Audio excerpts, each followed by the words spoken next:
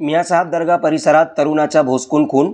गेल्या आठवड्याभरात जालना शहरात तिसरा खून। जालना शहरात गेल्या आठवड्याभरात एकापाठोपाठ एक असे 3 मर्डर झाले असतानाही जिल्हा पोलीस अधीक्षक कुठलीही ठोस भूमिका घेताना दिसून येत नसल्याने गुन्हेगारांचे मनोधैर्य वाढत चालले आहे। शहरातील रात्री 8:30 वाजेच्या सुमारास एका तरुणास संशयित माथे फिरवणे, धारदार हत्याराने भोसकून निर्घुण खून केल्याची घटना घडल्याने शहरात एकच खळबळ उडाली आहे। जालना शहरात गेल्या आठवड्याभरात चंदनझिरा भागात भोसकून खून झाला।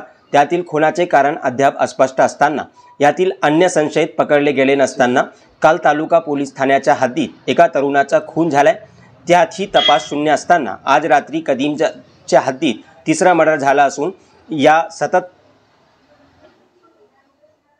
हत्येने जालन्यात कायदा व सुव्यवस्थेचा प्रश्न निर्माण होत आहे। मियासाहब दर्गा परिसरात समीर शाह हा आज रात्री बसलेला असताना अज्ञातांनी समीर या तरुणाच्या पोटात धारदार हत्याराने सपासप वार केल्याने जखमी अवस्थेत समीरला रुग्णालयात नेत असताना त्याचा मृत्यू झालाय। घटनेची माहिती मिळताच कदीम जालना पोलीस ठाण्याचे पोलीस अधिकाऱ्यांनी घटनास्थळी धाव घेतली आहे। जालना शहरात दिवसांदिवस मर्डरसारख्या घटना वाढत चालली आहे।